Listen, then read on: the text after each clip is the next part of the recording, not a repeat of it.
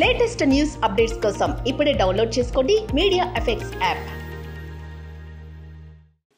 2020లో మనకు కోవిడ్ వచ్చింది. ఈ కోవిడ్ వచ్చిన తర్వాత రకరకాల వ్యాధులు అంటే వైరస్తో కావచ్చు, బ్యాక్టీరియాతో కావచ్చు, రకరకాల వ్యాధులు, అంతుపట్టిన వ్యాధులు వస్తున్నాయి ప్రపంచవ్యాప్తంగా. ఇవి ఎందుకు వస్తున్నాయి ఏంటి అనేది శాస్త్రవేత్తలు కనుగొనే పనిలో ఉన్నారు. అలాగే ఈ మధ్యలో కొత్తగా ఒకటి స్టార్ట్ అయింది, అదే చిలక జ్వరం అని. చిలక జ్వరం అంటే చిలక ద్వారా వచ్చింది కాదు, పేరు తగినట్టుగానే ఇది పక్షుల ద్వారా సంక్రమించే వ్యాధి.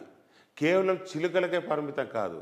ఈ ఇన్ఫెక్షన్ అనేక రకాల వలస పక్షులు, అడవి పక్షులు, పౌల్ట్రీ ఫామ్లోని కోళ్ళతో సహా ఇతర పక్షుల ద్వారా కూడా వ్యాపిస్తుంది.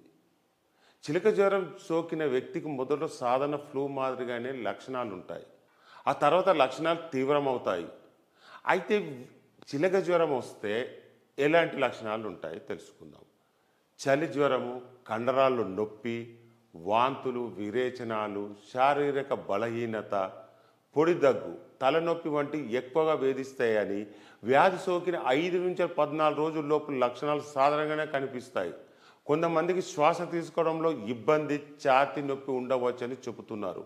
కానీ ఇలాంటి ప్రాబ్లమ్స్, ఇలాంటి లక్షణాలు ఉంటే త్వరగా మీరు దగ్గరున్న హాస్పిటల్కి వెళ్ళి డాక్టర్కి చూపించుకోవాలి. ఇది డిలే చేస్తే మీ ప్రాణాలకే ముప్పు. Thank you.